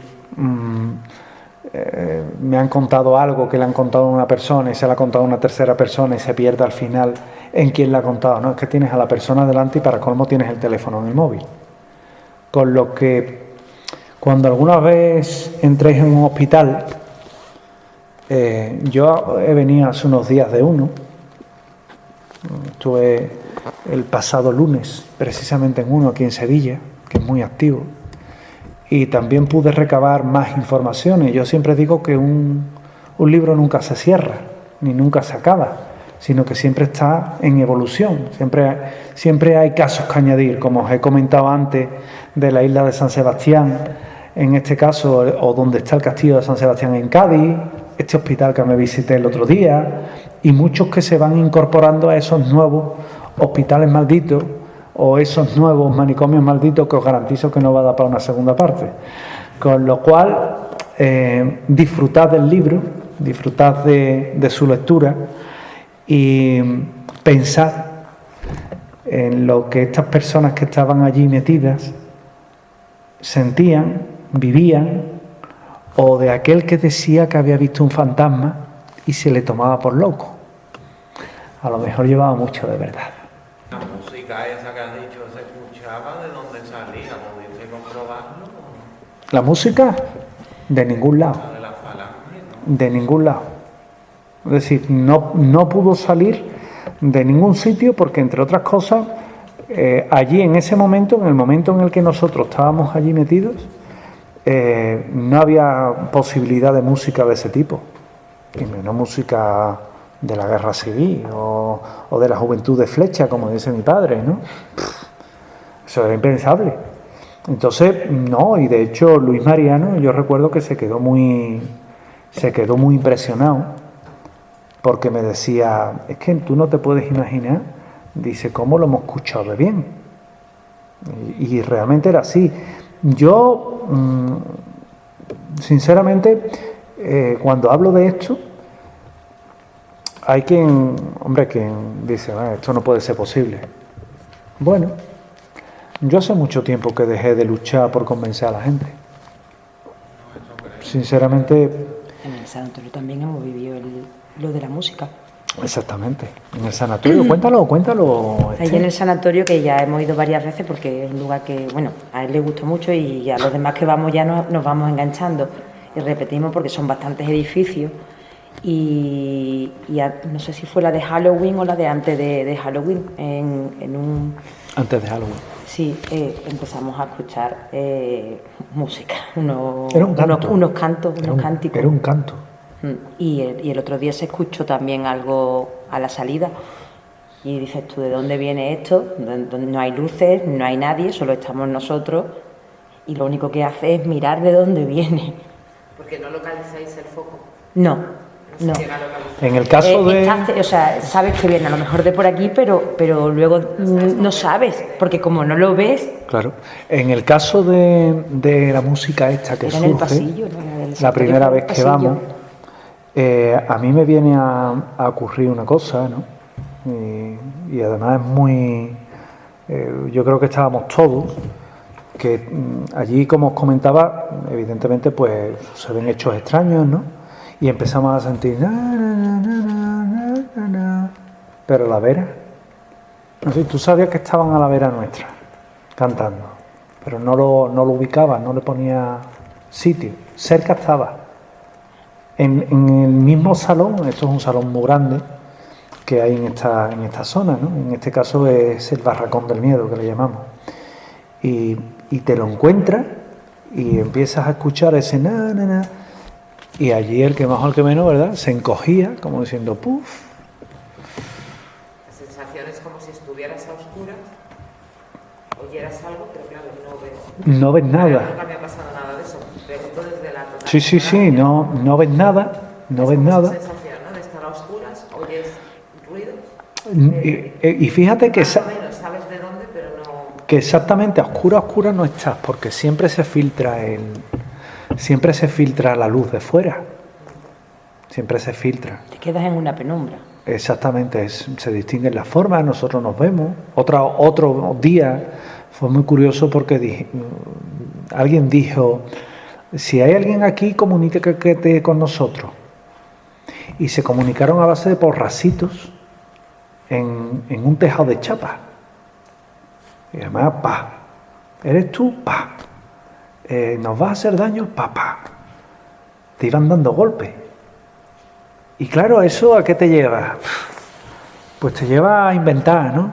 Te lleva a decir, vamos a ver, vamos a coger una cosa. Vamos a coger unos aparatejos con sensores y, oye, si aquel día diste un golpe y lo interpretamos como un sí y dos como un no, hazlo con el aparato. Y lo hace. O sea, repetisteis la misma experiencia y ocurrió lo mismo. Y ocurrió lo mismo. ¿Qué probabilidades hay de que ocurra eso? Muy pocas. Mira, cuando hacemos una sesión de Spirit Radio, de Spirit Box, y te hablo en este caso no de una app del Play Store, que es lo que todo el mundo lleva. Yo te hablo de en este caso la máquina real, que tú lo has visto funcionar, ¿no? Y que se basa en la Ovilus, ¿no? Está ahí, ¿no? Podrás creerlo, concederle más crédito, menos crédito, yo ahí tampoco entro. Pero cuando hacemos un módulo de preguntas y dice, coño, se ha quedado en 18 preguntas, no está dejado al azar, porque nosotros vamos a parcelando por grupos de 3 y luego los reducimos a orden de probabilidades por coherencia de respuesta. Y al final te das cuenta que no hay azar. Matemáticamente, yo soy de ciencia, matemáticamente no hay azar. Yo tengo un amigo, lo he comentado muchas veces y de hecho tú lo conoces, Gustavo, que es del Consejo Superior de Investigaciones Científicas, que ha venido a Ruta desde su agnosticismo total y él ha llegado con sus aparatos. Él no quería mis aparatos. No, tus aparatos, no los míos. Digo, bueno, puedes coger los míos y calibrarlos. Él los ha calibrado, están perfectos. Digo, vale. Y ha usado lo suyo. Y cuando hemos acabado la ruta, yo le digo a todos rutas, cuando hemos acabado la visita al sitio, iba eufórico. Porque decía, yo lo que he vivido hoy aquí no lo viví en ningún sitio, pero es que no lo puedo demostrar. No sé qué explicación tiene. No sé qué pinta al fondo de la galería una silueta fría moviéndose por allí como si fuera una persona. No lo sé explicar. Y le iba a dar algo. Y te quedas contento. Claro, te quedas contento porque es el tipo de persona que te conviene, ¿sabes? ¿No? Porque va con un aire y sale con otro. Luego, es lo que os he comentado, ¿no? El mundo del misterio tiene muchas vertientes. Hay veces que se tratan casos de una forma sensacionalista y esos casos pierden credibilidad. También lo digo, hay muchas investigaciones que hago públicas, otras que hago privadas, otras que no publico, otras que publico, otras que hago con la policía local, otras que hago con la Policía Nacional, además a boca llena, porque es algo que no me puede quitar nadie. Y cuando los hago y salimos del sitio y ellos salen con la impresión en el cuerpo, hombre, te dicen aquello de, bueno, ¿y qué pasa en la casa? No tengo ni idea, pero yo voy tan sorprendido como tú. ¿Por qué? Porque es así. Y con esas grandezas con lo que me quedo. Yo siempre voy a ser un curioso. De momento voy a ser un curioso. Y siempre voy tocando muchos palos. ¿Con qué intención? Pues muchas veces demostrarme a mí mismo que estos fenómenos existen. Yo no creía en estas cosas. Yo, de hecho, cuando empecé en el mundo del misterio, yo de lo que hablaba e investigaba era de ovnis. Pero al final te acabas cansando porque es un fenómeno muy repetitivo. Pero es que también de la mano precisamente de un policía nacional me llevan a una casa encantada y vivo una experiencia en una casa encantada. Un inspector y 2 policías nacionales. Y aquello te cambia, ¡bum! Te cambia el chip por completo y dices, a mí esto me gusta. Y es lo que hace que te dediques a esto. Pero bueno, manicomios malditos, que como habéis visto hoy le hemos dado un repaso amplio a manicomios, hospitales, sanatorios y todo lo que se nos ha cruzado. Señora, ¿me iba a preguntar algo? Le quería preguntar que por qué todas las experiencias que habéis tenido y eso, ¿siempre es de noche? No. Ah, eso le iba a preguntar, digo, ¿por qué siempre de noche y nunca de noche no, porque por ejemplo, mire usted, yo he ido a sitios, muchos sitios, por la tarde. La experiencia esta que le digo que me meto más de lleno en temas de casas encantadas ocurrió a las 3:30 de la tarde. Que no necesariamente siempre es de noche. Y el otro día estuve en San Luis de los Franceses, en la cripta de San Luis de los Franceses, a la 1 del mediodía, y también me salieron cosas muy interesantes. De hecho estaba allí un buen amigo mío, Manolo Sousa, y estuve con él y estuvimos departiendo un poco y me estuvieron ya, claro, me ven con los aparatos, la cacharrería, como yo digo, no me dicen nada, también es verdad, me dejan a mi aire, y cuando subo estaba Manolo y el guardia de seguridad, y ya había venido el otro guardia de seguridad, un conserje, uno que pasaba por allí, el de la Vera, y ya empezaron todos a contarme experiencias que habían tenido precisamente allí. Digo, mira qué bien, que más o menos, digo, ya sabéis que como no me habéis dicho que no, esto lo publico, ¿eh? Y se empezaron a reír, ¿no?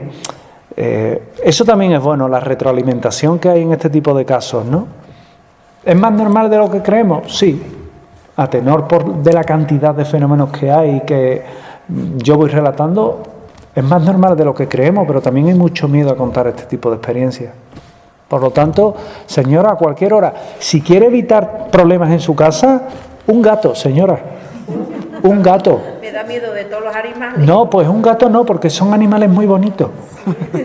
Se lo digo yo, que tengo 3. A ser posible de acogida, que son fantásticos, de verdad, ¿eh? Yo lo que digo que porque si es, vamos, yo creo que algo hay, pero vamos, eso es lo que yo creo, pero no tengo constancia ninguna. Constancia no tenemos ninguna. Eso, bueno, pero yo digo, si hubiera algo, que yo creo que algo habrá, porque se andan con tantos misterios, tantas, para no decirnos a nosotros las cosas que las podamos entender claramente.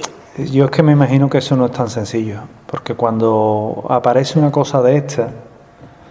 Muchas veces nosotros preguntamos si son conscientes de que están vivos o están muertos. Sí, eso... Es que si muchas veces ellos mismos, no o lo que sea esa energía, las contestaciones que tenemos a través de Spirit, le preguntamos si eres consciente de que has fallecido y no, que no. A mí, de hecho, hay una historia que cuenta Emilio Carrillo, y que he visto que ha sacado un libro nuevo. Y Emilio Carrillo, que además es amigo mío, muy amigo mío, él cuenta una historia que es genial, ¿no? Él la contó ya en el Mercantil, hablando de experiencias cercanas a la muerte. A él lo llaman de una peluquería en la Alameda, y le piden que vaya con un medium, una chica que trabaja con él. Ya sabéis que yo medium no los cultivo, pero tengo un amigo que es muy bueno en ese sentido, que es Rafael de Alba. Lo que pasa es que son líneas de investigación que son un tanto divergentes conmigo, ¿no? Con la forma que yo tengo de investigar. Pero vaya, que a mí Rafael me ha demostrado muchísimas cosas. Y lo llaman porque decían que en la peluquería le ocurría cosas extrañas, que se estaban duchando las chicas ya para irse a su casa, tenían una ducha allí para que quisiera ducharse, y le movían las cosas, le apagaban las luces, se las encendían, le llamaron. Entonces él va con este medium, esta historia es pública, la podréis creer o no, pero es la que cuenta Emilio, y hablan con un espíritu que les dice que era un comercial que viene a Sevilla, y el comercial, el pobre hombre, dando un paseo por la calle, no, venía a un congreso, mentira, venía a un congreso, era un comercial que venía a un congreso 2 días, de Bilbao. Se aloja en la Alameda, da un paseo por la Alameda, tira por la calle Amor de Dios, le da un infarto y se muere. Este hombre despierta, y tal y como despierta, no tiene conciencia de muerte y sigue a su bola. Pero hay un momento en el que él le preguntaba a la gente y la gente no lo escuchaba. Y el hombre dice, es que no me escuchan, no me ven. A mí lo último que me dolió fue el pecho, a mí se me ha dado un infarto y me he muerto. Entonces este hombre, ¿qué hace? Ve pasar una chavala, dice, ¡uy, qué niña más mona! Se va detrás y se mete en una peluquería. Y la peluquería todo estaba de niña guapa. Dice, pues aquí me quedo hasta que vea lo que me pasa. Y claro, allí se quedó. Entonces pues llegaron ellos, esto ya os digo, siempre a decir de lo que el propio Emilio Carrillo cuenta. Pero bueno, es algo que cuenta y eso no siempre pasa. Es más, nunca pasa. Que a nosotros tengamos muchos resultados, que te lo puede decir Esther, os lo puede decir ellos. Vamos muchísimas veces a un sitio con muchísimo aparataje y lo raro es no pillar algo. Porque siempre en detectores, en máquinas, en informática, lo más grande. Entonces es difícil, ¿no? Captar algo, pero que hay ocasiones en las que no se capta nada. Experiencias paranormales, enigmas históricos, conspiraciones, leyendas urbanas, el mito de los ovnis y muchos otros misterios que perduran con el paso del tiempo forman parte de las voces del misterio. ¿Crees que estás solo? Siempre hay alguien al otro lado. Voces del misterio.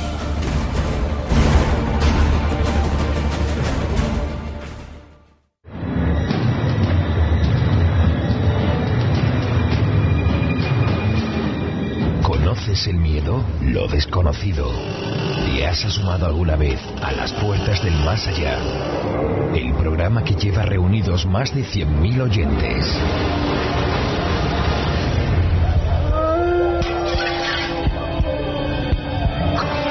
El programa que te va a hacer creer, vas a creer, con José Manuel García Bautista.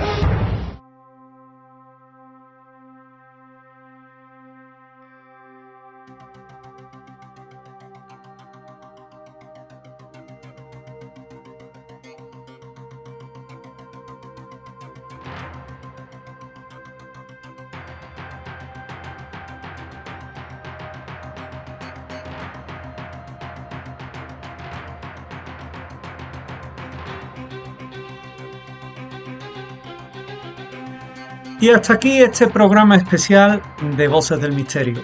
Programa en el que hemos hablado de experiencias cercanas a la muerte con Alex Racco y hemos visitado hospitales y lugares vinculados a la sanidad con fenómenos paranormales o malditos. Es el contenido de Voces del Misterio en Sevilla Fútbol Club Radio, la 91.6. Recuerden que tienen un correo electrónico, vocesdelmisterio@gmail.com, y que pueden volver a oírnos, escucharnos en nuestra redifusión a través de esta misma cadena y también en todas las plataformas en las que tiene alojamiento Voces del Misterio. Igualmente en nuestro canal en streaming, un canal doble que está a pleno rendimiento. Será la próxima semana cuando tengamos una nueva cita en su programa preferido de misterio, en Voces del Misterio. Hasta entonces, sean felices.